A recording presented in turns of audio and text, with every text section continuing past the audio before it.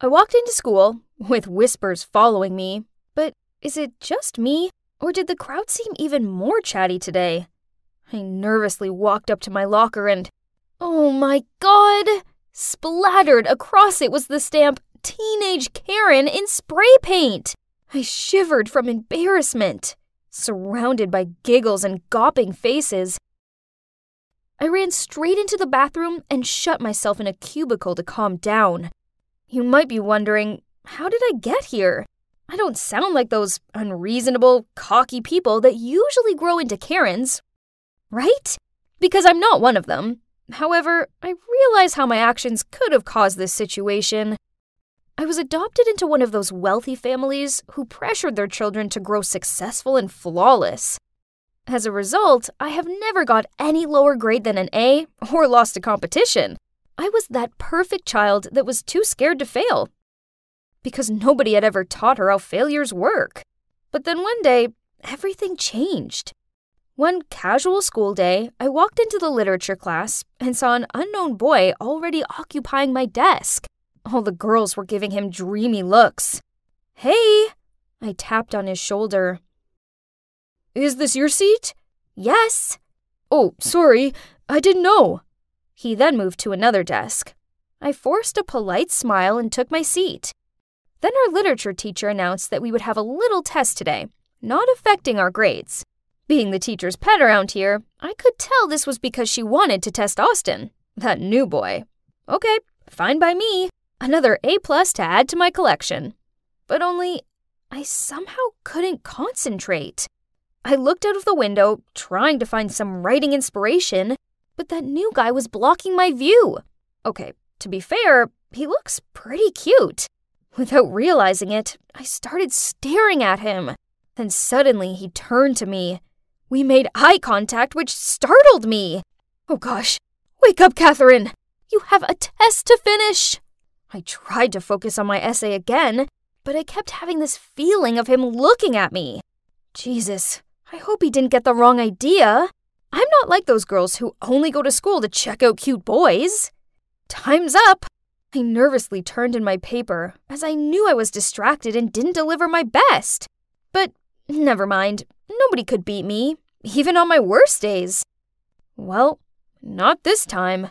The following day, the teacher handed me back my work and whispered, "I don't know what happened, but it's okay. Don't worry." Huh? I quickly took the paper and... B-? Okay, I knew I couldn't get an A+ with this one, but not even a normal A? I've never had a B before! The disappointed faces of my parents popped up in my mind. What if they wouldn't want me anymore? They adopted me, gave me this luxurious, perfect life, and this is how I thanked them?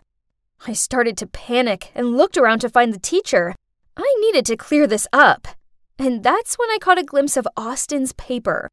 An A? No way! I slammed it on the table and stood up. I protest this grade. There must have been some mistake.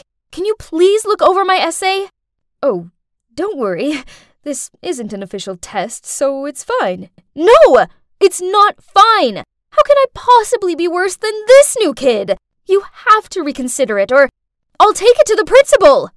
Kate, you're being unreasonable. Sit down, or I'll take you to the principal. I took a deep breath and calmed myself while sitting down. There were whispers about me circulating the class, but I couldn't care less, as I had this B- to deal with. My parents could never know about this. After this, I knew my friends were just pretending to be okay with me. As one time, when we had to team up for the relay running in PE class, no one picked me. In the end, Coach Malone had to add me to a group. And guess what? It's the group of Austin and his fangirls. I hate this. And look at him, such a thorn in my eye. I wish I could just throw this baton at his annoying face. But, thud, I fell face down just inches away from Austin. Are you okay? Just take the dumb baton and go. Ugh, this dude is definitely bad luck. I crawled up, then suddenly I heard giggles.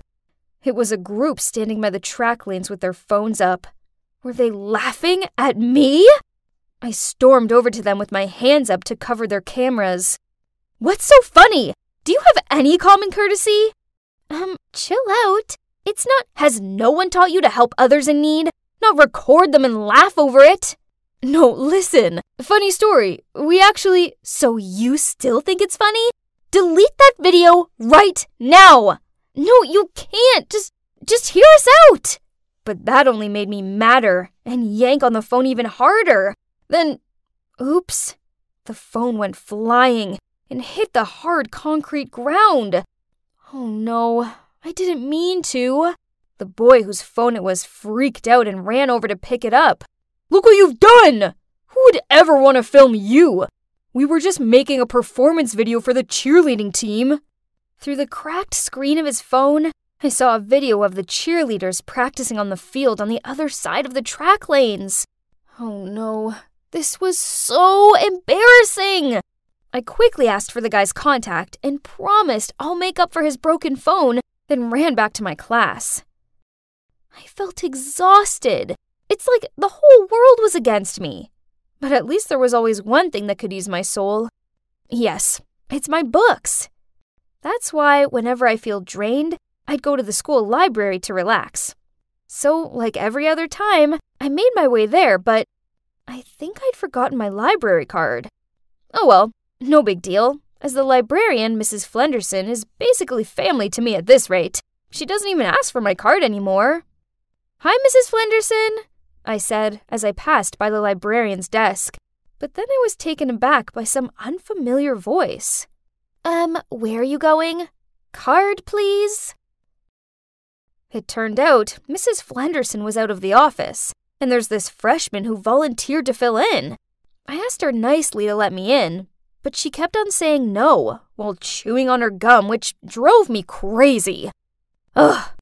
Listen, do you know who I am? I don't need some dumb card to get in here. Yeah, but not on my watch. Look, half of these books are from my family's donation. You should be showing some more respect, kiddo. Your snobby opinions won't work with me. Here, we attend the same school, so we're all equal and rules are rules. Let me speak to your supervisor. Call Mrs. Flenderson. You're such a Karen. I froze upon hearing that word. That was the first time I'd been called by that nickname, and only then I realized how much of a fuss I'd been making here. But it's just that I was already in such a terrible mood. All I wanted was to just go to my safe place, and that too was impossible now. I then quickly composed myself and walked away. But to my dismay, some passerby had been watching me throw a tantrum since God knows when. And yep, Austin was there too. Why would I be surprised anymore? My stories at the running track, also at the library, soon spread around the school like wildfire. People didn't try to hide the fact that they were avoiding me anymore and started calling me Karen. So, obviously, this one time when we had to pair up in literature class for the midterm essay, I was left alone again. At least, that's what I thought, until Austin leaned over and asked me to be his partner. Though I hated his guts, I cannot fail this test. So, yeah, I've agreed. We met up later that day at his house. I was enthusiastically showing him some of the book options for our essays topic, but he was totally unbothered, scrolling through his phone.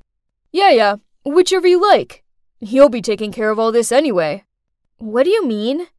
Look, I only paired up with you because you're so good at this. So please just do your thing. Whatever. I don't care. I hate these. You don't like literature? But last time you scored an A. Oh, that? Don't be too bitter, as I just copied your work and changed it around a bit. So technically it's your A too. Yay! Congrats! What? So all of the stress I had to bear these past few weeks turned out was just because he cheated? Ugh! I was so angry! Feeling on emotional overload, I burst out crying, which got Austin flustered. Hey, what's wrong? Calm down. Don't cry, I'm sorry. Please stop crying. Then through tears, I started telling him about all the pressure I have to bear from my parents' expectations, and about all the Karen mishaps I've gotten caught up with lately at school. At one point, Austin apologized to me, as he realized this all originated from the act of him copying my essay. That night, we didn't get anything done for the essay, but we just sat down and talked. After such an oversharing session, Austin and I naturally got closer to each other. In fact, he became the only friend I had at school. It's nice to have a friend again, but it's still hard when your reputation at school was totally ruined and everyone knew you as teenage Karen. Especially when I had a big speech contest coming up. I hadn't been in the right mind to study, so I barely had anything prepared for the competition. I kept imagining my parents' disappointed faces when I didn't win first place. The night before the contest, I was so stressed out that I had to pour it all out into my diary, in hope that I would feel lighter and ready for the big day. Then suddenly my phone rang. It was Austin. Hey. Good luck tomorrow, Kate. See you there. Thanks. I don't know anymore. Are you still stressed over it? If you're this worn out because of it, then I know a cure. What is it? Just quit. It's just some contest, and you don't have to come first in everything. We're all just human after all. You're crazy. Okay, I'll get some sleep now. See you tomorrow. But my mind was too cluttered with thoughts and worries to sleep. The next morning, I arrived in front of the competition venue, but hesitated to go inside. Then suddenly, I found myself running away from that building while phoning Austin. Meet me at the park, West Gate. 10 minutes later, he arrived in his car. I hopped in the front seat, then said, Let's go to the theme park. I want to have fun. Austin looked at me, stunned, but then he smiled and drove off without a question. Yep, just like that. I dropped out of the contest and turned off my phone to just enjoy a day being a teenager. I went on all the scariest roller coaster rides, screaming my heart out, leaving all my worries behind. By dusk, I was 100% ready for my parents' tantrum. They probably would disown me now, but I felt strangely calm. As Austin drove up to my house, I could see my mom pacing back and forth in the front yard. There she was, already waiting to punish me. Upon seeing me, Mom ran straight over and gave me a hug. Oh my God, honey! Where have you been all day? We've been worried sick about you. Wait, what's going on? Why isn't she angry? Then Dad also ran over to us as soon as he spotted me, holding something in his hand. Sweetie, I'm so sorry for not knowing how much you've been through. We didn't realize our high expectations were putting so much pressure on you. We might have been too strict on you, but I want you to know that we'll always love you, no matter what. Oh, Dad was holding my diary. So, they know everything now. I cried tears of relief. It was so good to know they finally understood my feelings, and they even swore to change and try to listen to me more. That day, I realized that my parents loved me unconditionally, and whatever happened in my life, they would never give me up. What's up, teenage Karen? Yeah, my friends still call me Karen. But it's okay, as they only call me it in a jokey way. Nothing mean or anything. I'm over everything that happened, and so is everyone else. It's all just memories now, but thanks to that Karen phase, I was reminded not to be so strict on myself, so I don't end up being a Karen to my own self again.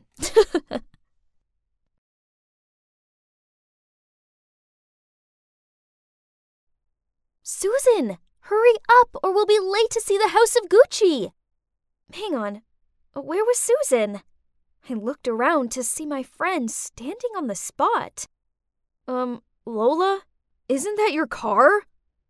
I looked in the direction Susan was pointing and saw my beloved car resting on the back of a tow truck. Great! Our only mode of transport was being impounded for illegal parking. So much for a movie trip. Well, let's call it a day. My line of thought just ended when, oops, something fell on my shirt. Ah! Those stupid birds! Unbelievable! This was my brand new tee, and now it was covered in bird droppings. Oh yeah, welcome to a normal day in the life of Lola the Jinx. Yes, I've been called that since I was a little kid. All of my relatives, except for my parents, have always been extra wary of me. Then, when I was 12, during a boring family gathering, I overheard a heated conversation between my uncle and my parents. "Stop living in denial. That girl's bad luck. Send her off to boarding school. Anywhere, as long as she's away from this family." "You're being ridiculous. It's my daughter you're talking about. The fact that you lost your job has nothing to do with her. She's just a kid." "That's right. This isn't Lola's fault. You need to stop blaming her for everything because of some silly words." It turned out that the silly words in question were told by a prophetess on the day of my birth. So, my family owned a famous furniture manufacturing business in the area. But unfortunately, on the day I was born, there was a fire in the workshop and they lost everything. On that same day, a prophetess passed by my house and dropped a sentence that made everyone in the family panic. "That newborn is a jinx who will bring misfortune to the entire family." So that's why relatives ignore me, don't invite me to parties, and whisper about me behind my back. I don't want to believe the prophecy, but with all the bad luck I've had so far, it's hard not to. Have you ever carried an umbrella around with you for 6 days straight, only for it to be sunny? Then the one day you forget to bring it, it pours down? Or have you ever been able to lick a delicious-looking ice cream when you tripped and splashed the whole ice cream on the poor person standing opposite you?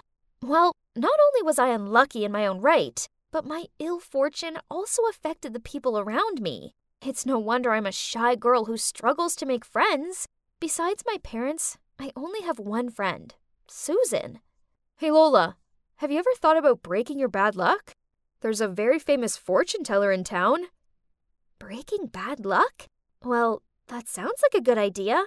I've had enough of being Lola the Jinx. The next day, following Susan's instructions, I went to a small house on the outskirts of town. As I knocked on the door, I was nervous and excited. I hoped this would finally be the end to my run of bad luck. A woman in veil let me in. I couldn't wait any longer, so I blurted out, "Hi, I'm here since I heard you could help me get rid of my bad luck, right? Please help, whatever it takes."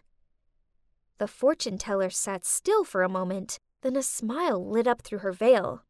"You're Lola, daughter of the Gonzalez family, right?" I was stunned. Whoa, she was good at her job. I mean, I hadn't even introduced myself yet. "Of course, I already knew that you'd come here, but it would be difficult for me to eliminate your misfortune. There's only one person in the world who can undo your jinx. They will bear all the bad luck for you, and even bring you good luck at the same time." "Is that so? But who could that be in this whole wide world?" I blurted out. The fortune teller smiled and said that if I wanted further clues, that would cost me a few more bucks. Oh well, I've already come this far, so it's worth spending the rest of my monthly allowance to know who my mystery savior was, right? Then she pulled out this drawstring bag and shook it. She told me to draw an item. Oh, it was a small tile with a single letter on it. A. Well, well, well. Interesting. A person whose name starts with an A. Fear not, Lola. The universe will signal you to find that very person. I then went home and couldn't stop searching my mind for people I know with A names. Let's see. The most potential person was Ariel, a classmate of mine who was super lucky in everything. That's right, no one else but her. She was born wealthy and fortunate. She didn't even study and she always got good grades. Actually, she just won the school raffle. Her prize was a year's supply of donuts and a bowling trip.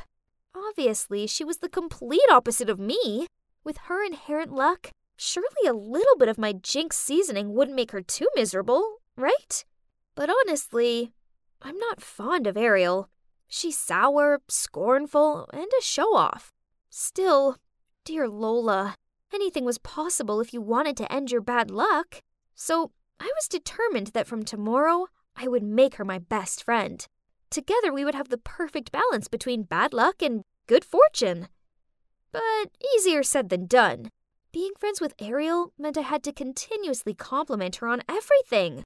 Her new shoes, high grades, choice of lipstick color. Ugh. She also made me go and queue up to get her lunch. Someone like me struggled to carry my own lunch without tripping, let alone two. But the weird thing was, I didn't fall over. Actually, ever since I started hanging out with Ariel, I couldn't recall anything bad happening. With my newfound luck, I started opening up to some of my other classmates. And you won't believe it, an unlucky girl like me even won 2 tickets to the opening of a new water park. So I decided to share one with Ariel. To be fair, it was her luck that got me those tickets, right? But, uh-oh. Hang on. Was that Ariel tottering out of the changing rooms in her stiletto heels? What an idiot! And right after that, just as you might have guessed, she slipped over. But to my horror, she also frantically grabbed onto my arm to take me down with her. But wait, why didn't I feel any pain? Oh, was I dreaming? Did this handsome guy just save me? As for Princess Ariel, she broke a tiny fingernail, so she just stormed off sulking. Never mind, as I had a new companion, my super cute hero, Anthony. Since then, Anthony and I talked to each other every day, and just like that, we officially became a couple. Honestly, who would have imagined that Lola the Jinx would one day have a very wonderful boyfriend like Anthony? Maybe my luck had finally changed. Yay! So the prophecy was fulfilled. Ariel was the one who brought me luck. But actually, thinking about it, Ariel didn't seem to be having any bad luck at all in the meantime. Well, apart from the fingernail incident, but in that instance, she was lucky she didn't sprain her ankle or anything. Perhaps we were all riding on the good luck train, for once. But there's still one thing I can't understand. Honey, why were you so late today? Sorry, babe. On the way here, I got a flat tire. Twice! Yeah, you see, my boyfriend sure had been having a lot of bad luck lately. But wait, Anthony also has a name that began with the letter A. Could it be that it was Anthony who bore my bad luck? Not Ariel? Oh no, this couldn't be happening! Then, over the next few weeks, my suspicions were confirmed. Anthony lost his phone. He misplaced his assignment, picked up the wrong dog from the vet's, and even managed to walk into his mom's brand new, expensive vase. Smash! I could continue to be a jinx, but I didn't want any of my loved ones to endure this fatigue for me. Instead, I needed to find a way to help Anthony get out of this for good. Maybe he could befriend someone super lucky. Then this would reverse his bad luck. With this plan in mind, I planned a picnic for us both, then invited the luckiest person I knew along too, Ariel. At first, it seemed to be going really well. It wasn't raining, and there weren't ants in our sandwiches. But then I noticed Ariel giggle and twizzle with her hair as she looked at Anthony. Oh no, Ariel had a crush on my boyfriend. The problem was, the more I saw them together, happy and bad luck free, the more I concluded that Anthony was better off without me. So I started ignoring his calls and messages and purposely avoided the places I knew he would be. All was going well, until he showed up outside my school. Ugh! Lola, why are you ignoring me? What did I do wrong? I pretended not to hear anything and kept walking, but he ran after and caught me by my wrist. So I yelled at him, "Nothing! You're perfect! That's why I stopped talking to you. I'm a jinx, and you deserve better." He gave me a confused look, so I explained all about how bad luck had a way of following me and the people I was closest to, and that's why I had set up a date for him and Ariel. You're such a fool. Are you seriously ready to throw away what we have because of some stupid prophecy? Plus, I'm not an object for you to just give away to whoever you want. Then he stormed off. This was awful. Now I'd gone and lost my amazing, sweet, caring boyfriend, and I only had myself to blame. Later that night, Mom walked into the living room and saw me slumped on the couch crying. She asked me what was wrong, and I blubbered out all about my bad luck, the fortune teller, and how I lost my boyfriend because of it. I think it's time I visited this fortune teller. It might be the prophetess from the day you were born. I didn't see her back then as I was in the hospital with you. If it really is her, I'm longing to know why she decided to put so much stress on our family with her ludicrous words. The next day, Mom and I went to the fortune teller's place. Mommy yanked the veil off her face and stared at her in shock. Turns out they went to school together. And back then, this woman was jealous of my mom's luck. A jealousy she never got past. So she tried to sabotage her by telling those ridiculous prophecies to not only me, but the rest of our family. Thinking about it, throughout my childhood, my relatives treated me like a bad luck charm. So that's how I acted. I alienated myself, acted insecure, and had no confidence. Maybe it was my negative energy that was making me unlucky, not some dumb prophecy. So what happened next? Well, Mom made sure the whole town found out about what a fraud the fortune teller is. She wrote a public apology to us and paid us compensation. As for me, I decided it was time to make my own luck. So I went round to Anthony's and handed him 2 tickets for the water park, and I apologized for all my superstitious nonsense. He seemed to appreciate the gesture, and he forgave me. So we're back together. Yay! From now on, it's only positive vibes, happy thoughts, and grasping life's opportunities. The most important thing I've learned is that if you see life as beautiful, it'll always be beautiful to you in return.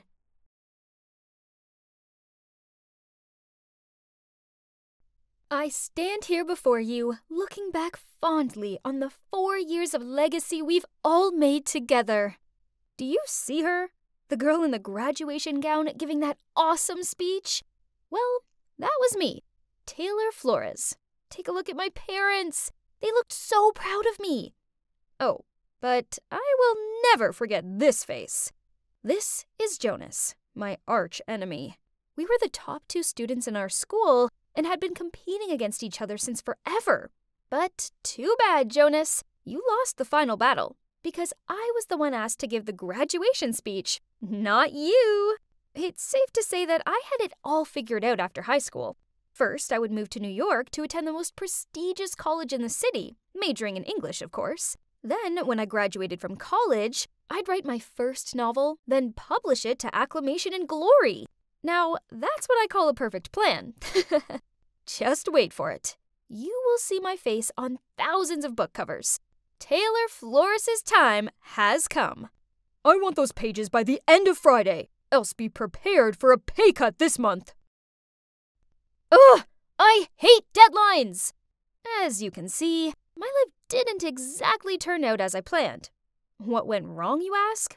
Well, after I graduated from college, I pursued my writing dream. But every agent and publisher I sent my novel to rejected it. I kept pushing myself to write more, but then I ended up having writer's block.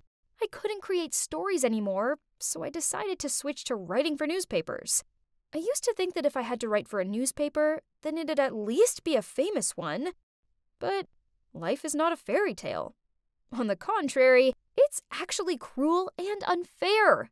Well, at least it was to me, because my preferred newspaper rejected me a bunch of times. So now I ended up here, working for this unknown news website with an all-time grumpy manager. Okay, so back to what was happening at the office. Suddenly, my phone buzzed through an email. Oh no, it's an invitation to my high school reunion. No way I could go back to my hometown and see everyone. They'd all see what a loser I'd become and I'd be the joke of the party. All the worst-case scenarios were running through my mind until a call from Amelia came. It's my bestie from high school. She asked me if I was going, and I told her never in a million years. If you don't go, then everybody will assume that you failed in life and you're too ashamed to go. So the best thing you can do is to attend and keep your head up high. Man, Amelia really had a point, and was great at persuading other people. No wonder she's now a lawyer. Ugh. So, here I was, in front of the venue, feeling so nervous that I thought I may throw up. But it's now or never, right? I just needed to put my game face on. I entered the room to a load of unfamiliar faces. Huh? Was I in the wrong place? I was about to leave when I suddenly bumped into somebody and fell on the floor. Ouch! I looked up. It was a chubby lady who was holding her baby in one arm and gripping a toddler's hand with the other. I instantly apologized. I'm so sorry. I hope I didn't hurt the kids. Oh, it's fine. You're lucky my belly was big enough to block you. She then paused and took a closer look at me. Is that you, Taylor? You look great. Let's get inside. The party just started. Wait, she knew me. But who was she? I guess she did look familiar. Maybe I should wait for Amelia and ask her, as she had kept in touch with most of our classmates. I looked around, trying to find someone familiar to have a chat with, but my gosh, why was it so hard? But then I saw a woman who had beautiful, long blonde hair, and I instantly knew who it was. Jessica, the hottest and most popular girl in high school, and the captain of the cheerleader team. I walked over to her, and we began to catch up. We chatted a lot, and she was so funny. I don't remember her being so hilarious. My God, you're so funny, Jess. Hey, Jessica! I heard Amelia shout. I looked over at her, and she was walking towards someone else. It was the chubby lady from earlier. So, she's Jessica? Oh my, she definitely changed a lot. But if that was Jessica, then who was this? Thank God I didn't say her name earlier. I excused myself from this mystery person, then whispered to Amelia, asking who the lady was I was talking to. Beats me. Why don't we ask her directly? She then did exactly just that. The lady gave us a playful smile, saying, Try guessing. Are you Ashley? Nope. Natasha? Wrong. Tiffany? Negative. Wait, are you related to Jack Miller? You kinda look like him. Almost correct. Oh my, she wasn't related to Jack Miller, 'cause she is Jack Miller. Well, now she's Jill Miller.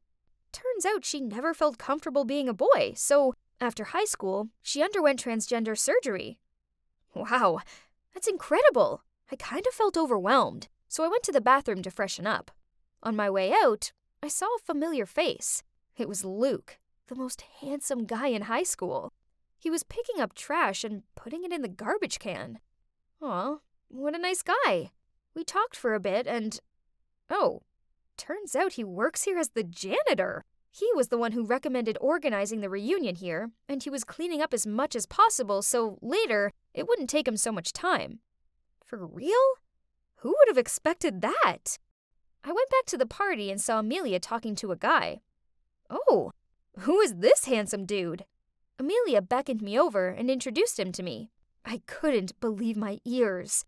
It was Jonas, my arch enemy. The chubby dwarf Jonas with a face full of pimples now resembled an Abercrombie & Fitch model. Jonas just told me that he's been promoted to a higher position in his company. Ugh, seemed like he still kept his bragging habit. Some things never changed. Suddenly, Jonas asked me, And what about you, Taylor? How has it been going for you lately? Oh, snap! I couldn't tell him that I was working for this awful news website. That would be so humiliating. So, thinking fast, I blurted out that I was a managing editor for this huge newspaper in New York. Jonas and Amelia looked at me in shock. In your face, Jonas. If I had a mic, I would definitely drop it. I asked Jonas what position he was promoted to, and he replied, Oh, I, got Chief Technical Officer. Huh, nice try, but it was no match for my amazing job. I won that battle, loser. Well, in general, the reunion went pretty well, even though I had to lie about myself, but whatever. It's not like I was gonna see Jonas again, right? Wrong. A week later, I received a Facebook friend request from him. First I ignored it, but then a few days later, he texted me via Messenger, asking why I didn't accept him on Facebook.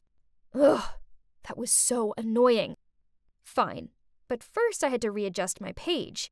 I needed to hide photos, statuses, and tags that were related to my company. Done. Then Jonas began to text me. It was nice seeing you the other day. Would you like dinner sometime? I'm sorry, what? Was he asking me out on a date? Or was this a prank? 'Cause I live in New York. I told him that, and oh my God, he lives in New York too. Ugh, great. But the thing is, I told him last time that I'm an editing manager, and that's a busy job. So during our date, I asked Amelia to pretend to be my secretary and call me a bunch of times during dinner. However, before we could play our act, Jonas was the one who received a dozen calls and then had to leave early because of an incident at his company. After that, he texted me quite a lot, but still feeling bitter from being ditched at dinner the other day, I only replied to him after 30 minutes. Every time. But on days when he didn't text me, I found myself staring at my phone, longing to hear from him. Jesus. I was falling for him? Jonas? Why Jonas? I couldn't understand myself anymore and was unable to stop my feelings. So, when he told me he liked me, I said I liked him too. And soon we became a couple. It was great at first, but then Jonas insisted that he drive me to work and pick me up. Oh no. I refused, of course, but he wouldn't take no for an answer. Ugh. So when Jonas dropped me at the fake office, I had to run. No, I had to sprint 5 blocks to my real office to make it on time. And then in the evening, I had to leave 30 minutes earlier to run back to the other office and wait for him to pick me up. The first 3 times, I could handle it. But Jonas wanted to drive me to work every day. That's enough. I needed a break from all this running. Eventually, I came up with an excuse. I bought a bike and told him that I wanted to ride to work, as it would be good for my health. Phew. I didn't have time to run 5 blocks each day anymore, because I had an important interview to prepare for. Oh yeah, I was applying to my dream newspaper. Again, if I did get in, I don't need to lie to Jonas anymore. And luckily, my interview went pretty well. I had a smile on my face as I walked over to the elevator. First it was just me, and then a bunch of employees went in. The elevator was about to close when suddenly, from the outside, someone put his hand between the doors. Please wait! And that's when I saw a familiar face. Jonas! Our eyes met, and we both looked shocked. Then one of the employees said to him, Hey boss, I already finished the report, and will send it to you this evening. What? Why did the guy say that to him? When the elevator reached the ground floor, I quickly ran out of it. Jonas ran after me, held my hand, and said, Wait, let me explain. What is there to explain? We both lied to each other. Jonas held me in his arms and tried to keep me calm. Then he began telling me everything. Oh my God. Turns out he's the actual editing manager of this newspaper. Ugh! Well, that explains a lot. I should have known he didn't work in technology, as I once asked him to repair my laptop, and he ended up locking himself out of it. Hearing you say you had my job shocked me. I didn't want to embarrass you, so I made up another position. So he knew right from the beginning I was lying. Then why did you insist on driving me to work, when you already knew I didn't work there? I was just messing with you. Besides, I was kinda curious to see how long you could keep the lie up for. I'm sorry. But the truth is, I like you. I have liked you since high school. Back then, I was always competing with you because I wanted you to notice me. I thought I was about to throw a tantrum, but thinking back, it was all my fault. If I hadn't lied in the first place, then Jonas wouldn't have had to lie about himself. Right at that moment, I received an email from Human Resources. Oh God, I got in! They were so impressed by me that they had to email me right away. I was so happy that I hugged Jonas as he said, Congratulations, newbie. Now, let's get to work. Your first task is to go out on dinner with me. Yeah, so now Jonas and I work at the same place, and he's my boss. I used to hate losing to him, But now that he's my boyfriend, I feel fine. Actually, I'm really proud of him.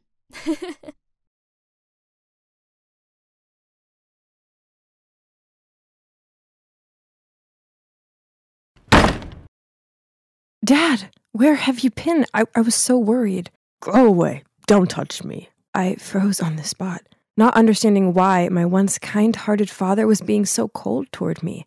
I snapped out of my daze and tried helping him forward, but he flinched me away. My eyes started to tear up, and I didn't know what to do. Then another woman appeared. She quickly helped him up and smiled at me. Don't worry, sweetie. I'll take care of him. Excuse me? Who was she? My mother had barely been put in the ground, and Dad had already moved on? I couldn't watch any more of this, so I quickly left the room. How could things go downhill this quickly? My life used to be so simple and perfect. I had a loving family. I was always on top at school. People always complimented me on how I inherited both the beauty and intelligence of my mom and dad. But then a traffic accident happened and took Mom away from us. Ever since then, my polite, well-mannered, loving dad changed into a cruel, bitter drunk who seemed to despise me. The next day, I arrived home from school with the worry about what state my dad would be in. But, why was Uncle Alfred on my doorstep? I invited him inside, and there was Dad, slumped on the couch, surrounded by empty beer cans. As soon as he saw us, he slurred out and started throwing the cans at us. Uncle Alfred then took me to dinner so we could have a talk, and I couldn't help the tears as I blurted out how bad things were at home. He patted my arm and said, Your father's been through a lot. I think it's best if we give him time to sort himself out. I think you should come live with us for a while. So that's how I ended up living with Uncle Alfred, Aunt Madeline, and my cousin Charity. At first, everything seemed fine. As bad as it sounds, it was a relief to be away from Dad and to be able to properly process my thoughts for once. I was so grateful to Uncle Alfred for giving me a second home. But then he went away on a business trip, and everything changed. I was walking back to my room when Charity appeared in her doorway and tripped me up. As I stumbled and landed on my hands and knees, she snorted out, Yes, that's right. Bow down to your queen, you hideous peasant. You should know your place in this house. Ugh, that girl was such a pain. Since her dad went away, she wouldn't quit tormenting me. It's ironic that her name is Charity, but she doesn't seem kind at all. I'd had enough of her cruel jibes. This had just got personal. So I angrily replied, I know you're just jealous of me because your grades suck and you're not as pretty. Charity's eyes welled up. Then she shoved past me and ran to her mom. I followed after her and explained what happened to my Aunt Madeline. She frowned at Charity, then scolded her. Phew. Fortunately, I had Aunt Madeline on my side. Anyway, justice is served, right? Wrong, as it wasn't long before my aunt's attitude changed toward me too. One time, I was helping my aunt cook a casserole when the doorbell rang. It turned out to be an old friend of my aunt. As soon as she saw me, she happily said, Wow, it's only been a few years, but Charity sure has grown up. The older she gets, the more she looks like Alfred, doesn't she? Look at her eyes and smile. I stared at Aunt Madeline in confusion and saw her mood immediately shift. That night when I brought the casserole dish out, Aunt Madeline took one bite, then spat it into a napkin. You're clumsy, thoughtless, and now an awful cook? Be a bit more useful, will you? I stared at her open-mouthed, unable to find the words to say. Then Charity piped in, Please, never make this again. Casserole is so gross. Just like you. Then she smirked at me as she dumped the entire plate into the trash. Weird. Didn't Aunt Madeline tell me to cook this because it was Charity's favorite? It seemed like life in this house wasn't going to get any easier. Over the next week, their mocking and snide comments continued. One day I styled my hair in a different way, and Charity snickered at me. What's that? It looks like you got a lobster on your head. Have you ever considered dyeing your hair, by the way? Because blonde really doesn't suit you. On another occasion, I was invited to a party, so I put on this cute dress, but when I walked downstairs in it, they both stared at me. My aunt said, Oh, dear, is that piece of rag making you look even chubbier than usual? Or is it because you've been so well fed living with us? Another time, I was sitting at the breakfast table, dabbing lip gloss onto my lips, when Charity yanked it off me. As I tried to grab it back, she sniggered out, What for? Putting this on your gross lips just makes you look desperate. No one wants to kiss you anyway. gosh, my patience with this girl was wearing very thin. Worse still, Aunt Madeline overheard the whole thing, but she just laughed. I didn't understand why they were being like this. I knew I wasn't ugly or fat, and far from it. I know I'm pretty, as I was always complimented on my glossy long hair. Well, until I moved here, anyway. This was so confusing. Why were they jealous of me? It turns out that being too beautiful was not easy. Ugh. Things got trickier when my dad, who's also the school principal, returned to work after his time off. He totally ignored me, and it made me feel terrible. Then I arrived home from school to Aunt Madeline fussing over me and asking if I wanted anything to eat. Huh? What? Oh, I see. Uncle Alfred was back from his work trip. Ugh! It was time I exposed this mother-daughter duo's fake act once and for all. So that evening, I volunteered to cook. Yep, you guessed it. I made the casserole dish. As I brought it out, Charity accidentally shouted, "Ew! I already told you I hate this dish." Aunt Madeline turned pale, and Charity gave this gawping, shocked look. Then I dropped to my knees and pleaded, "I know I'm wrong. Please don't punish me anymore. I don't want to sleep in the basement again." Uncle Alfred looked very confused, so I continued. "I forgot that Charity hates this dish. I've been punished several times, but I still keep on messing up. I'm the one to blame." "What is this? I go away for a few weeks and come back to carnage?" He ordered Aunt Madeline into their room for a private chat. "We're not even related. Don't expect my mother and I to be nice to you," she said, then stormed off. What? What did Charity mean? Of course we were related. Aunt Madeline was my dad's sister, right? I wanted to know what was going on, so I hid behind the door and listened in on their conversation. "Tell me the truth. Teresa is your child with Claire, isn't she?" I was taken aback. Claire? My mother? Had I misheard her? "I know. Mark told me. The day Claire had the accident, they ran some blood tests, and he found out Teresa's blood type didn't match his. Obviously, she's not his biological daughter, and she looks just like you. Now tell me, did you and Claire cheat behind our backs? You used to be in love with her before you married me. So Dad treated me like that because he found out I'm not his own daughter? And Alfred and my mom used to be in love before she got married to my dad? Explain to me!" "Enough!"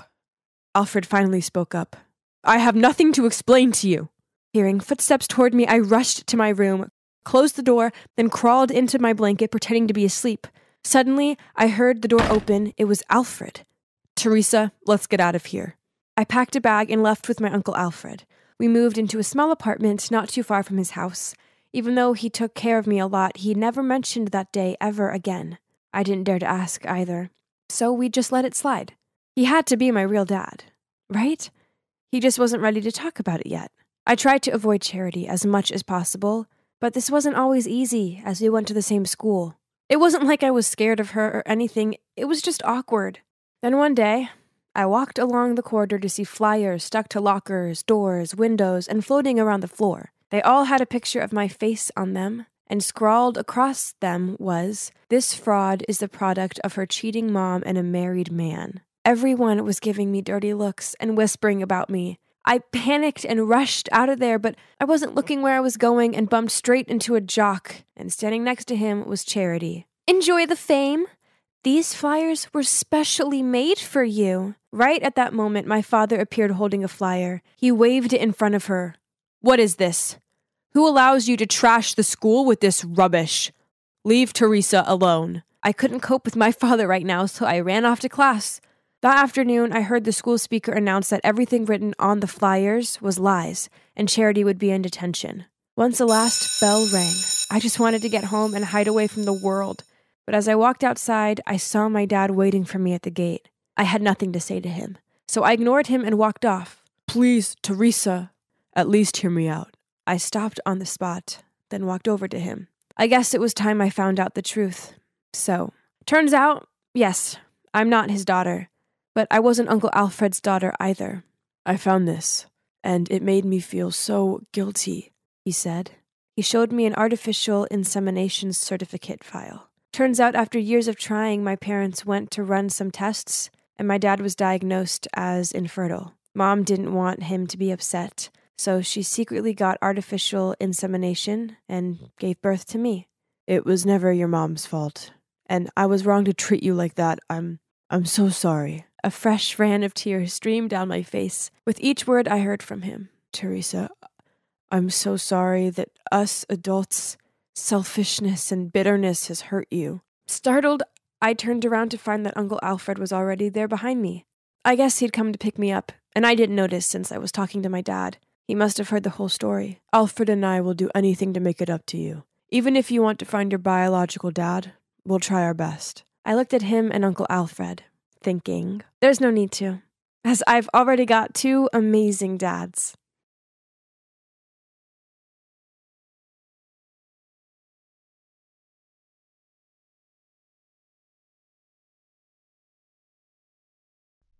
I closed my eyes and took a deep breath.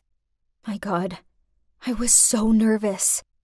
You see, this was my first day as an intern in this super big company. On one hand, anxiety wouldn't stop creeping up on me. But on the other hand, I actually couldn't wait to begin working in this fancy professional office.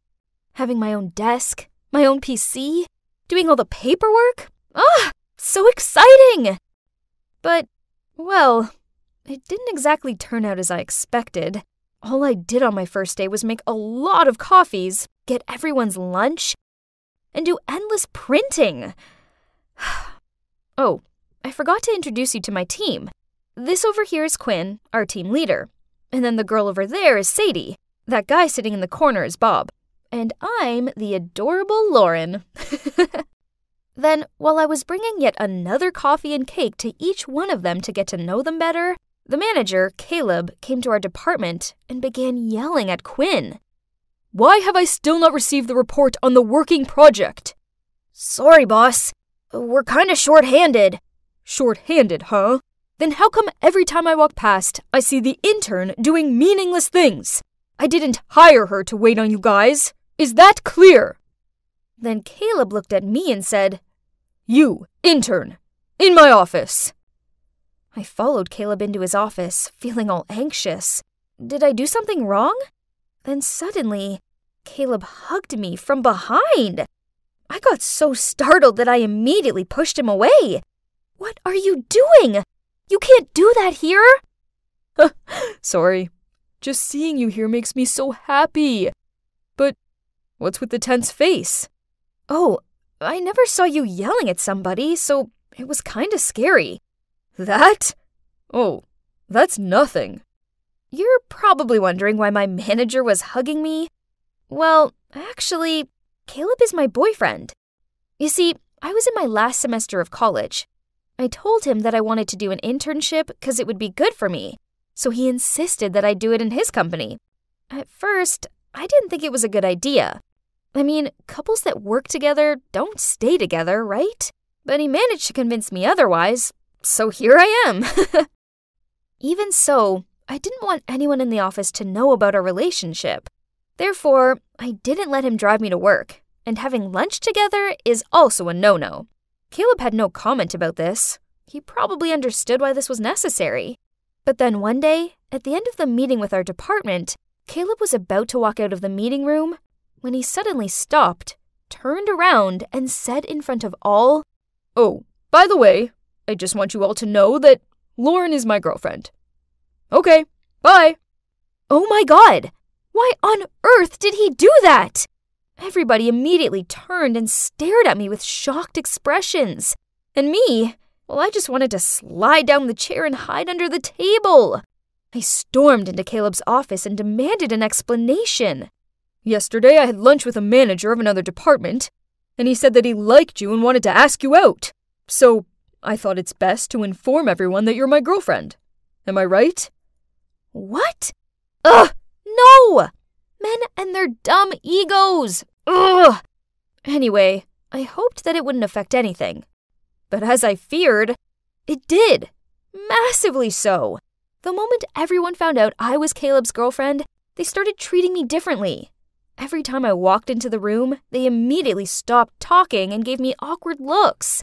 Or after work, they would go out for some drinks but purposely not invite me. It sucked being left out like that. And then one day, it got much worse. I arrived at the office extra early as there was an email I needed to send out before 9. But my PC wouldn't turn on, so I got under the table trying to see if a cable was loose. Right at that moment, Bob and Sadie walked into the office gossiping. Clearly Lauren only got that internship because she's Caleb's girlfriend. And did you see her clothes? All those expensive brands? Well, having a boyfriend who's the manager in a big company must be blissful. What? I never accept expensive gifts from Caleb. They're all mine. Then during work, I accidentally took a glimpse at Quinn's computer screen and saw that they were chatting about me in a group chat.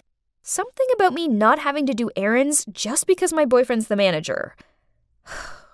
Hearing and reading all these mean comments made me feel really frustrated, so I wasn't in any mood to work that whole morning. Then in the afternoon, we had a meeting about the project we were all working on, and Caleb asked me to hand him the report. Oh snap. I'd totally forgotten to do it. Sorry. I haven't written the report yet. Can I ask why? And what were you doing this entire morning? For the sake of our team, please focus. We can't mess this project up. I'm just having a lot going on, okay? Interns are humans too. Geez, I'll send you the report by the end of the day, boss. Everybody gave me befuddled looks. Caleb most of all. But wait, I see some of them smiling. Were those smiles for me? Then after the meeting, everyone gathered around me, patted my shoulder, and praised me for standing up against Caleb. To be honest, it felt good to be noticed and not ridiculed. So maybe there was still a chance I could win them over, right? The next day at noon, Caleb came by the department to grab some lunch with me. But I told him, in front of everyone, that I wanted to have lunch with the team. He looked confused, but still had to agree. Lunch with the whole team was great. Except for one thing. They constantly kept asking me about Caleb. Like, what's he like outside the office? Why is he always so strict and grumpy? I noticed that they kind of liked talking about Caleb, so I told them, oh, Caleb is such a great boyfriend. He's very attentive and is an amazing cook. But they weren't interested in that. Oh no, they just cared about his bad habits. Ugh, fine. So I gave them what they wanted. Well, I don't like that he's always perfectly on time. I'm 1 minute late, and he begins to lecture me about how time is precious and we shouldn't waste it. That definitely caught everyone's attention right away.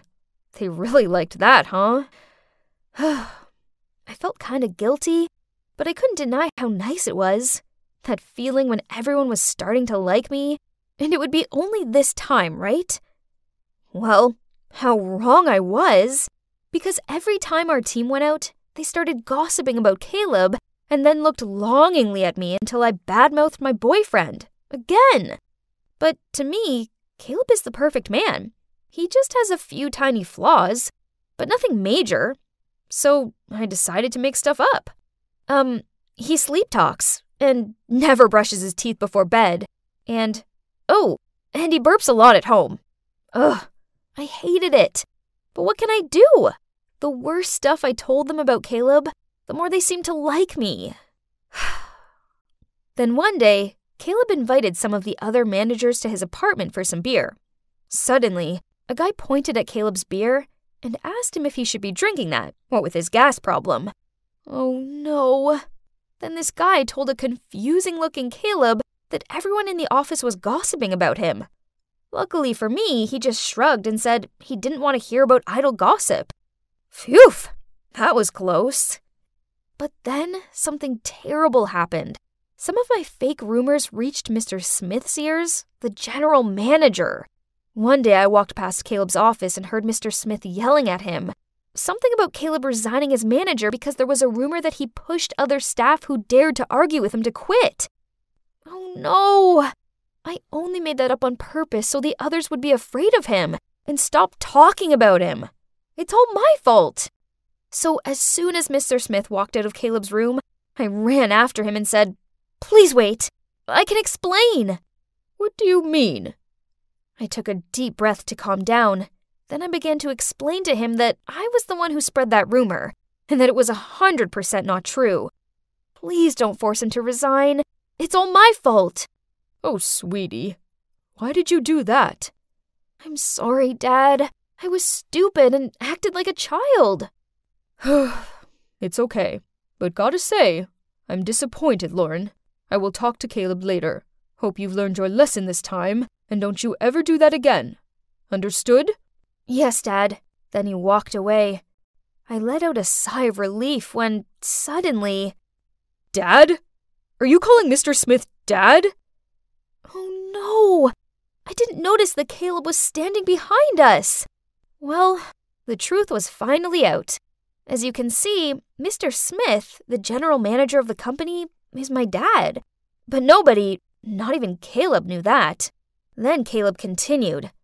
Why didn't you tell me that Mr. Smith is your father? And why did you spread that awful rumor about me, Lauren? Why did you do that to me? Do I look like a fool to you? He got so mad that he was about to walk off. I quickly held his hand and began to explain.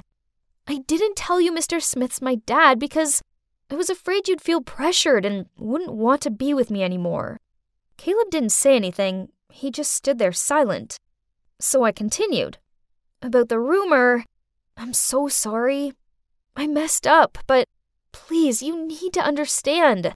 From the moment everyone knew I was your girlfriend, they started gossiping about me and leaving me out. I felt so hurt and lonely when all I wanted to do was fit in. Until this one time, everyone talked to me again as I unintentionally complained about you, and they treated me like a friend after that. But they're always hungry for more gossip about you, so I had to make some up, and I eventually lost control. I'm so sorry, Caleb. Caleb let out a sigh, then hugged me. I'm sorry that happened to you in the office. I didn't know you were struggling. Next time, you have to tell me. Don't hide things like that, okay? I nodded with a smile and silently thanked my generous boyfriend. Yet I almost ruined his career just to please those talkative coworkers of mine. But fortunately, things turned out well between us in the end. Eventually, people found out that Mr. Smith was my father, 'cause, well, eyes and ears were everywhere in this company. You can't hide anything. Then they began to gossip that Caleb was only dating me because of the managing position. Man, they'll never stop, will they? But anyway, I don't care anymore. My internship soon ended, and I decided not to come back to this company, obviously. I will find a more suitable environment. But actually, the time as an intern there taught me an important lesson. That you shouldn't care what other people think of you, and just stay out of all that office drama. It's really exhausting.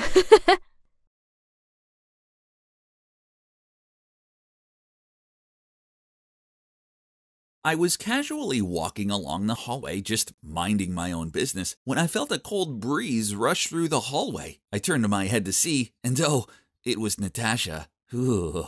I didn't mean to look her in the eye, but I did. Oh no, was she going to hit me? Panicked, I quickly glared down at my feet. My heart was thudding with fear, and inside my head, I repeated, "Please don't hurt me, please don't hurt me." But to my relief, she walked past me. Phew! Hi, I'm Marcus, and you might be wondering why I'm so afraid of that girl, right? Well, there's a reason why her nickname is Silent but Deadly. She's the tallest girl in the school, intimidating, and she never utters a word. The school was full of rumors about her, such as how the last kid who messed with her ended up in intensive care. Nobody, and I mean nobody, should ever look her in the eye, not unless they want to end up unconscious. I definitely just had a lucky escape. Thankfully, not all the girls in my school were as terrifying as Natasha. Nope. Instead, there was this really cute girl named Naomi. She's beautiful, sweet, and gentle. Only, she's also super popular and is dating Nicholas, the captain of the basketball team. So I just kept my feelings to myself and carried on with my life. But wait, where's my notebook? I guess I left it back in the science lab. So I rushed in there and, oh no, Nicholas was there and he was reading my notebook. I quickly grabbed it off of him, but it was too late. He'd already taken pictures of the song lyrics I wrote about my feelings for Naomi. Blast it! So let me get this straight. A nerd like you dares to daydream about Naomi? But we have a problem here. She's my girlfriend. Don't you know that? Wait, it's not like that. I'll stay away from her, I promise. Nicholas gave me this unnerving look. Ugh, no good thing could ever come from a look like that. I braced myself for what he was about to do next. You have to do everything I say, else I'm gonna ruin your life. Huh? Was he being serious? Judging by his devious smirk, yup, he was 100% being serious. I want you to ask Natasha out. Make sure you do it in front of the whole class. What? Natasha? That scary girl? How could I? If you say no, the entire school will know about this. Then he waved his phone in front of me. Ugh, that vile Nicholas. But I couldn't risk my song being sent to everyone, so it looked like I had no choice. So the following day, I walked over to Natasha's desk and asked her, Natasha, will you be my girlfriend? The whole class was silent. Then they burst out laughing. She glared at me. Ugh, this wasn't good. I winced, preparing for the death punch. But instead, she led me out into a corner of the hallway. Then she gave me this weak smile, followed by a nod. Oh my God, did she just agree to be my girlfriend? This is crazy. It was completely beyond my expectations. But, whew, at least I was still alive, right? And that's how I ended up dating the scariest girl in school. She never spoke to me, not even a word. So I just helped her with her studies and carried her stuff around. We also exchanged numbers, but we only chatted through messages. Then one day when I was on my way to have lunch with Natasha, Nicholas strolled over to me and told me I had to take her to the cinema to catch this awful-looking rom-com, which didn't seem like her thing at all. But what other choice did I have? Nicholas' words were orders. So I asked her over lunch, and to my surprise, Natasha smiled, then gave me a big thumbs up as agreement. When I went to pick up Natasha, she was already waiting for me on her porch. She walked over with a notepad. Curious, I asked her why she had it, and she wrote, I won't be able to text you during the movie, so this will have to do. Yup, Natasha has always been different from everyone else, so I didn't ask anymore. During the film, I noticed Natasha was crying, so when it was over and we stopped for lunch, I teased her. I saw you crying during the movie. She slammed her notepad on the table after she wrote, I was not crying. I just laughed and took her home. Maybe she wasn't as scary as the rumors made her out to be. To be honest, she was also quite cute. The more time I spent with Natasha, the more I started to warm to her. There was something I liked about her, even though we had only communicated through sticky notes. I was desperate to hear her voice, so I hatched a plan. When we were in the library on a study date, I picked up an old book and blew the dust in her face. She almost sneezed. But before she did, she placed her hand over her mouth and raced into the girls' bathroom. Then she returned wearing a mask. After that, I tried to make her laugh. I quickly took 2 pencils from the table and stuffed them into my nose, and started making ugly faces. But Natasha just glared at me and handed me a note. If you continue to do these ridiculous things, there will be payback. No way was I giving up. So the next day, when I saw her by her locker, I rushed over to her and began imitating the voices of the minions. I thought it would definitely work this time, but no, instead she punched me in the arm. Ouch! Yep, I now learned that the rumor about her inhuman strength was not an exaggeration. So I just gave up and our relationship continued. Then one weekend, when I was at Natasha's house to study, I went down to the kitchen to get a drink, just as her mom returned from the grocery store. As I helped her unpack, we started talking. She told me about Natasha's love of collecting glass art, the pieces of which filled the house. Then her mom touched my shoulder and thanked me for making her daughter happy again. Oh man, this was awkward. Now I felt super bad. To divert the convo, I asked if Natasha talked at home, but she just smiled and replied, Natasha's such a quiet kid, right? Then she told me how it's because Natasha's always been taller than the other kids, but she has a squeaky voice. This led to lots of teasing, and once she got so upset, she pushed a boy over and accidentally caused him to have a nosebleed. Since then, people started to shun her, so she withdrew from herself and stayed silent. Hearing this made me feel so guilty. What I was doing was wrong, and Natasha didn't deserve this. Then her mom said something that truly shocked me. In middle school, this one girl named Naomi was horrible to all. The mean comments got so bad she refused to go into school for weeks at a time. Huh? Naomi? The same Naomi I know? No way! Confused, I told Natasha's mom I needed to leave and left her looking bewildered as I ran out of there. My mind was a mess. I had a crush on a mean girl. And I'm just as bad, if not worse, after what I did to Natasha.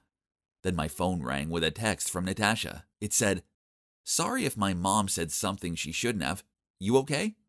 I texted back, "We need to talk tomorrow, please." So we decided to meet at her house the next day.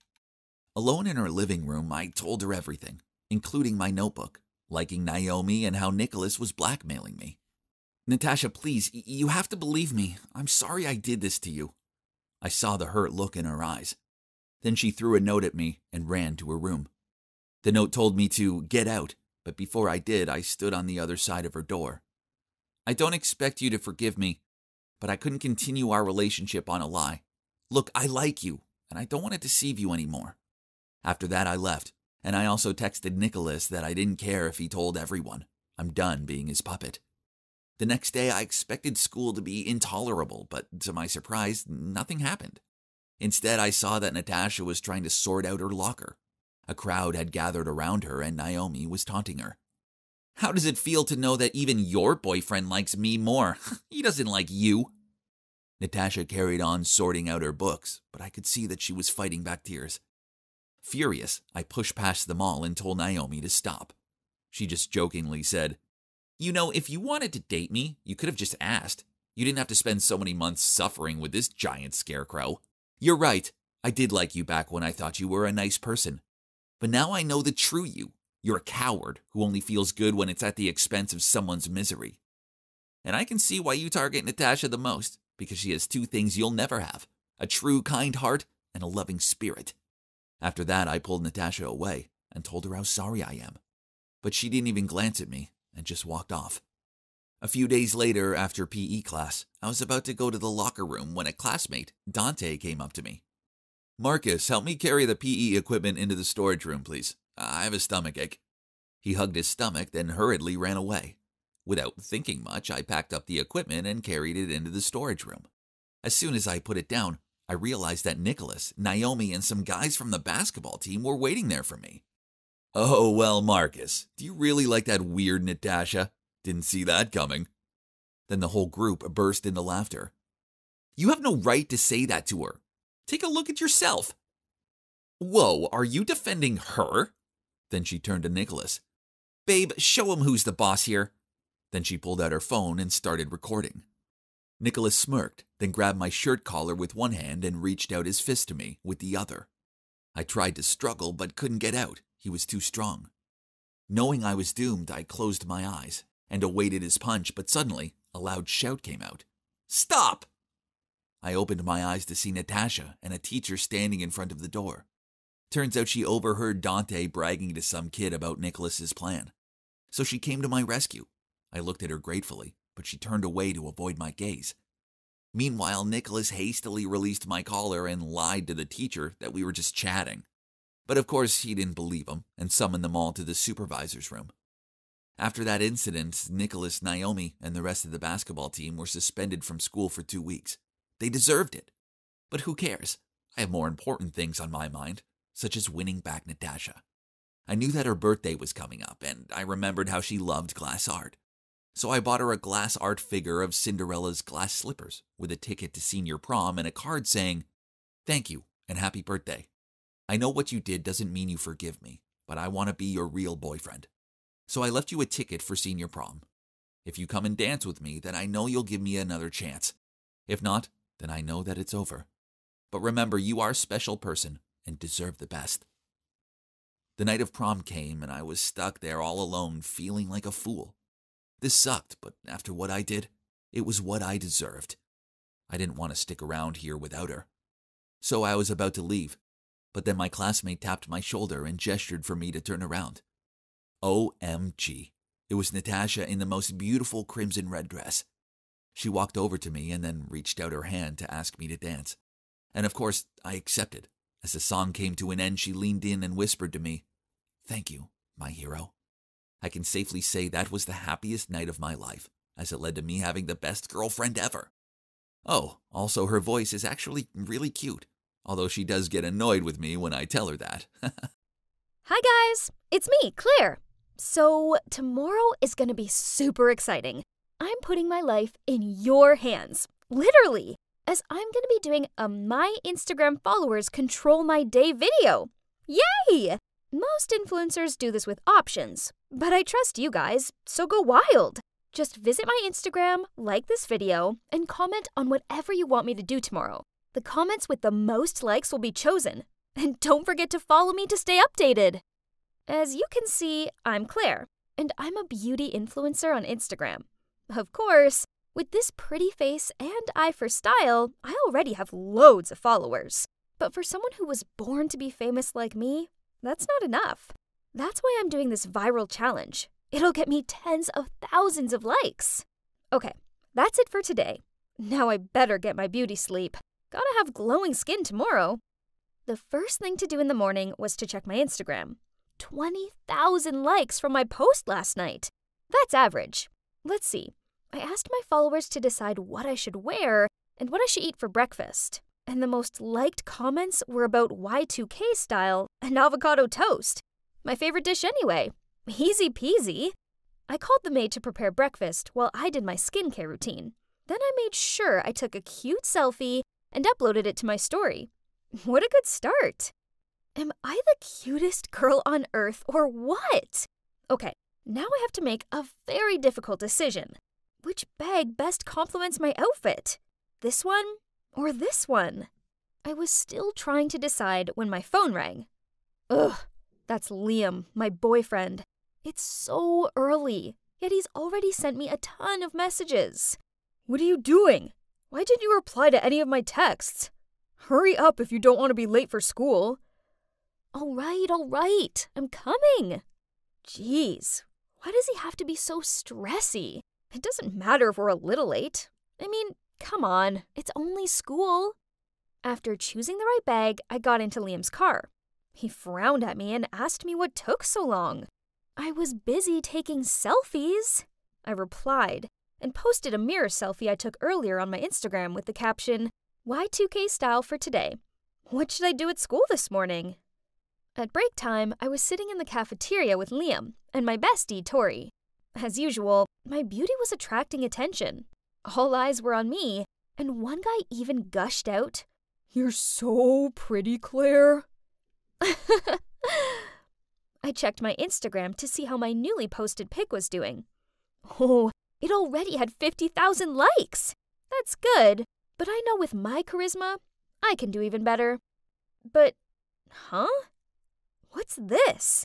The most liked comment on the post wants me to go to the school library and scream, "I hate studying and the library is the most boring place on earth." What kind of request is this? Don't do it. I don't have a good feeling about this. It could be from someone who's trying to sabotage you. Liam has a point. This could just be a trick that Isabella, my rival at school, devised to embarrass me. She's also an influencer on Instagram, but she just copies everything I do. Her Instagram is 5,000 followers less than mine. Yawn. But Claire, how are you going to explain to your followers if you bail out? I don't think they'd be happy about it. Right. I'm doing a challenge, aren't I? Can't stop after only 2 comments, especially because one from anti-fan. Besides, this is no big deal, right? Who even goes to the library anymore? So, I dragged Liam and Tori to the library. As you know, I need them to film me. Huh? Why was it so ridiculously busy in here? Since when did people actually want to study? I needed to get this over with. So breaking through the silence, I shouted, "I hate studying, and the library is the most boring place on earth." All eyes instantly fell on me, and I heard tuts and grunts. Then someone said, "What the hell are you doing?" Ugh, why is everyone in here so serious? I just shrugged and walked away. At least Liam and Tori had captured me at my best angle. To my surprise, that video gained me a load of views and likes, and I even earned nearly 1,000 more followers. Who would have thought that such a silly act would get so popular? At that moment, Isabella walked past me. Only brainless people would scream in the library. Huh, look who's jealous now. Hey, you might as well try that. Maybe you'll get half of my followers. Isabella looks like she's about to explode with anger. But then she sneered and said, "Let's see if you're still laughing after you see what you've got to do next." Huh? What is she on about? I immediately opened my Insta to check. What? The top comment this time was from Isabella. She wants me to put a trash bag on my head and go to the mall. Ew, trash bag? I spent an hour styling my hair this morning. Isabella, you wicked witch. But, okay. If she wants to play, I'll prove to her that she's messing with the wrong person. Just like last time, Liam tried to talk me out of it. This is nonsense, Claire. Don't lower yourself to this level just for a few likes. I told him he was overreacting, and that I wasn't going to let my followers down by bottling out of it. This seemed to annoy him, and he stormed off. So who's going to take videos for me? I called out, but Liam just kept walking. Why can't he just support me like usual? Luckily, I still had Tori, and she agreed to film it for me. That's what best friends are for. Okay, this is more embarrassing than I thought. People keep staring at me like I'm an alien. I gave them a "what are you looking at" stare, prompting them to quickly turn away. No, I have to act confidently for the video to get more likes. Looking over, I saw Tori cheering me on, so I took a deep breath, stood up straight, and did my best catwalk strut through the mall. My heart was pounding like crazy, even after we walked out of the mall. Phew, it was finally over. I then quickly opened up my Insta, uploaded the video I just shot, then texted Liam asking where he was. After that, Tori and I got in a taxi to his house. Liam was already waiting for me at the door, looking all serious when I got there. So I told Tori to wait in the taxi. Then angrily I shouted as I walked over to him, "You could have at least come and supported me. Do you know how upset I was when you just left like that? I wasn't comfortable filming you make a fool of yourself. I care about you too much." It's just a bit of harmless fun. Why can't you understand how important being an influencer is to me? I don't think I can be with someone who doesn't support me and my passion anymore. We should break up. Then I just walked away, not giving Liam a chance to explain. He quickly ran over and grabbed my hand. "Okay, I'm sorry. Can we talk it out?" It worked! I gestured to Tori, then turned around with a big smile at Liam. "Can you believe the followers want me to test your love by pretending to break up with you? I'll show them how much you love me." But then, unexpectedly, Liam angrily shouted, "What? So, I'm just another tool to get likes for your Instagram? If you want to break up, then fine. We're done." Then he stormed into his house and slammed the door. I stood there open-mouthed. How could he break up with me? In the whole 2 years we've been together, I've never seen him this mad. I'll let him chill for a bit and talk to him tomorrow. He'll have calmed down by then. Right? Look, Claire! Your shopping mall video has already reached 100,000 likes! Oh my god, what is this? People are going crazy for my videos. They say I'm so confident, wearing a trash bag and still looking stylish. I look like Kendall Jenner. And my followers also increased by 5,000 people. At least this is worth the effort I put in. The next morning, I waited for Liam to pick me up. But he never arrived. When I got to school, I tracked him down and asked if he was still mad at me. "You're so addicted to social media. I don't even know who you are anymore." Then he walked off. At that exact moment, Isabella walked towards me. Wait, why is Tori with her? "Hey, loser, you're in so much trouble." What does that mean? I looked at Tori in confusion, but she just lowered her head and quickly followed Isabella. Feeling something was wrong, I immediately opened Instagram and... oh my god. What are these comments? Such an attention seeker. She's willing to do anything just for some likes. I heard that her boyfriend broke up with her. No surprises there. What is this? I did all these things at their requests, and now I'm the one receiving all the hate? Suddenly, the principal announced via the loudspeaker that I had to go to his office. As I walked in, I saw my parents sitting there. Turns out news of what I did at the library had spread. But not only that, someone even accused me of stealing from the shopping mall. Huh? I didn't steal anything. To prove my innocence, I gave the principal my bag to check. And he pulled out a brand new necklace. Why is this thing in my bag? I tried explaining myself, but no one would listen. I was suspended for a week. The walkout of the principal's office was the worst thing ever. Everyone was giving me judging looks and whispering to each other. On the way home, I took a teary selfie, then posted it on Instagram with the caption, "Consequences of yesterday's challenge. 1 week suspension." Someone put the blame on me. Once home, my ashamed-looking parents immediately took my phone away and even disconnected the Wi-Fi. Ugh! My life was over. I ran up to my room in a huff and flopped down onto my bed. Suddenly, my eyes crossed a photo I took with Liam on my birthday last year. That's when Liam threw me a surprise party, and he even made me a cute birthday cake. Come to think of it, I was a bit too harsh with him yesterday. He was only trying to protect me. If I'd listened to him, I wouldn't have all these hate comments and be stuck home for a week. I hurt Liam just to gain more followers. How could I be so stupid? I wished I could apologize to him right now, but... Then to my surprise, after just 3 days, my mom told me I was allowed back to school. There were still mutters about me, but that didn't matter, as Liam was waiting for me at my locker. I hurried over to him, apologized, and explained everything.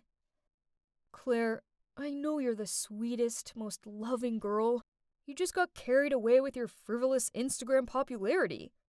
Besides, I know you're not a thief." Then Liam told me that out of suspicion, he asked to check different CCTV at the shopping mall and discovered that it was Tori who dropped the necklace box into my bag. Turns out, she was only hanging out with me because I was famous and rich. So when Isabella paid her, she turned 180 degrees, running after Isabella and playing tricks on me. Liam reported this to the principal, and now both of them have been suspended. That's it. Chasing after popularity on the internet didn't bring me any real friends, but only virtual fans, and a fake friend, sadly. I got blindsided by the likes and followers and overlooked what was truly important, my real-life relationships and the people who genuinely care for me. After that incident, I decided to deactivate my Instagram account for a while, at least until I feel stable again. And even if I lose all my followers, I don't really mind anymore, because right now, I'm spending time with those who really matter to me.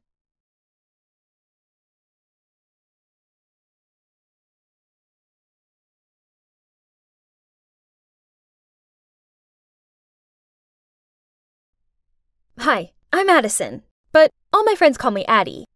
I'm just an ordinary girl who doesn't have any particular talents, but there is one thing I do have. That is...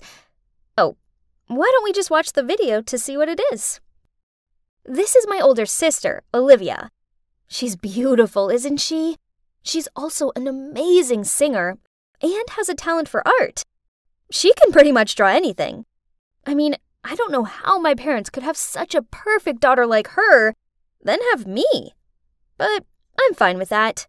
Olivia was all about winning trophies and medals, while I was happy with the ice cream and ton of snacks my parents gave me for getting a B on my math exam. Hey, Addie, my baby! Guess who's got some new trendy clothes? Oh, Mom, Dad, I don't like these things. Why are you buying so much? It's such a waste of money. However, Mom's desperate look made me cave. so I reluctantly grabbed a random item and went to try it on. Oh, it's a crop top. I stared at myself in the mirror.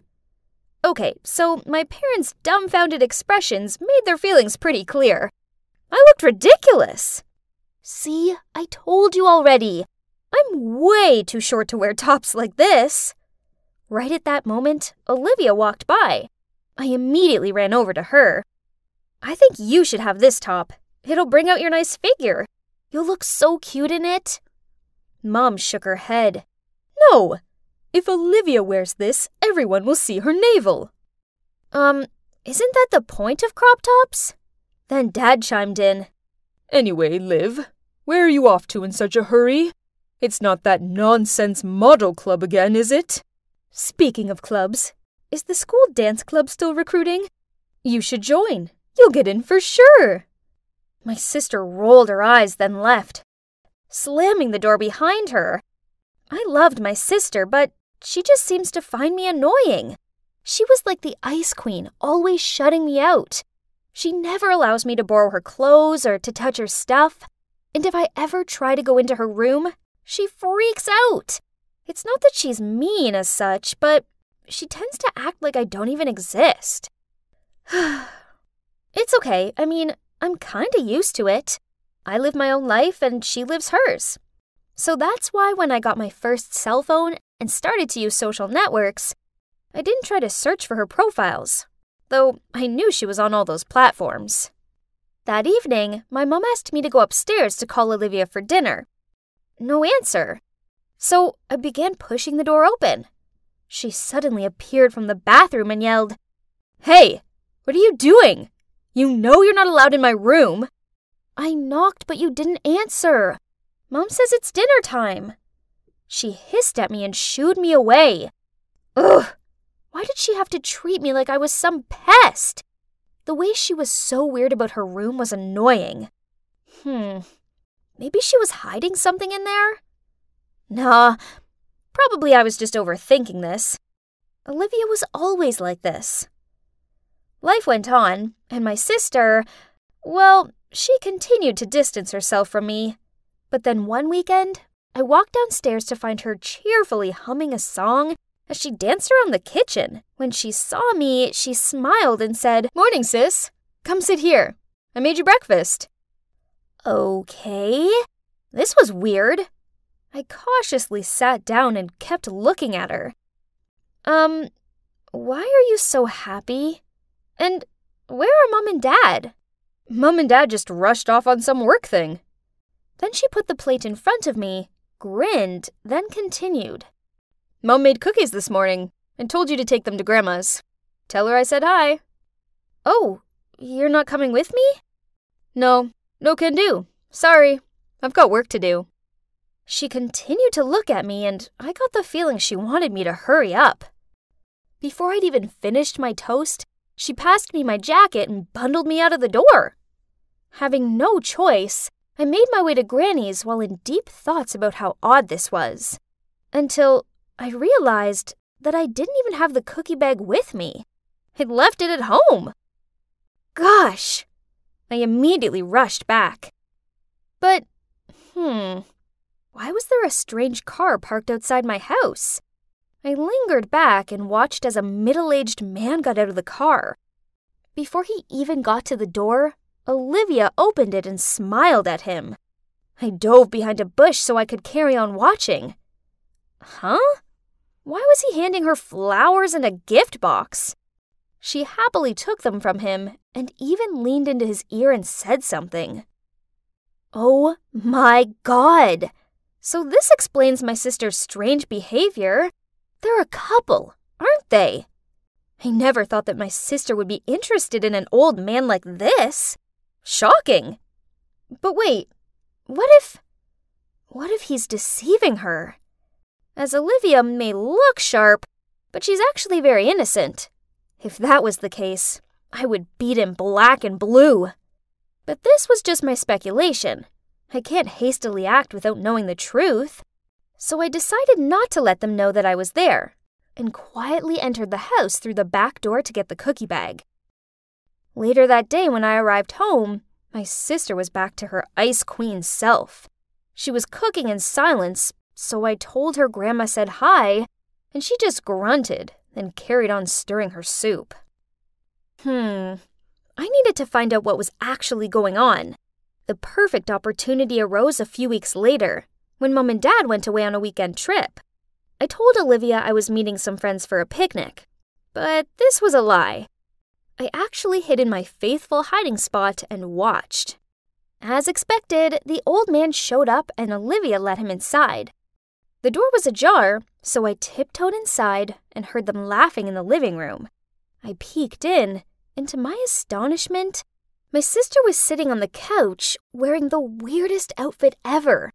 It was those kinds of clothes that only catwalk models wear, and most of all, she had this heavy makeup on and looked like a totally different person. The strange man was sitting next to her. Both of them were looking at her phone and laughing happily. Oh gosh, now everything was clear. From her reserved nature to her seemed-to-be secret room, it was all so she could continue to hide this age difference love story. I didn't know how to react now. I just kind of felt bad for her because she had to hide it. I mean, this was her home, and we were her family. We might not have been close, but she was my big sister, and I wanted her to be happy. If this love was real, then I fully supported her. And if this guy turned out to be bad, well, then I'd protect her to the end. My parents returned that evening, so I set up a family movie night. A great idea for family bonding, right? I chose a romantic movie in which the main actress is much younger than her boyfriend. In the middle of the movie, I turned to my parents and asked, "Mom, Dad, if you were their parents, would you allow that relationship?" They gave me confused looks. Then Dad immediately asked, "Hey, Addie, don't tell us that you're in love with an old man, huh?" This startled me, but before I could say anything, the doorbell rang.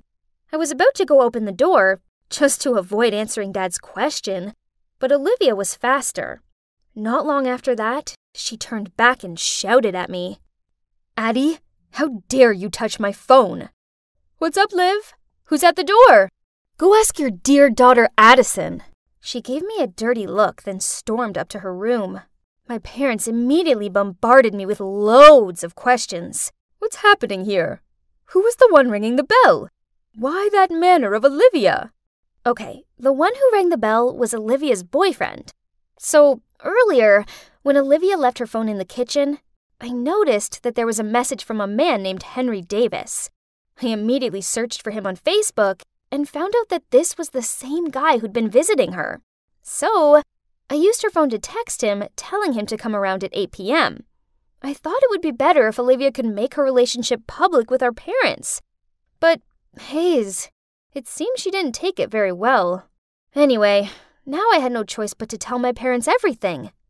Their faces dropped, and without saying anything, they ran upstairs and banged on Olivia's door. But there was no reply. Instead, all of us heard a rattling sound from the back door, and Olivia had fled. Our parents' faces turned red, while I felt so guilty as I not only wasn't able to help her, but only worsened the situation. The next day, Olivia still hadn't returned. She also didn't show up for school, which caused my parents to freak out. Then I suddenly thought of Henry.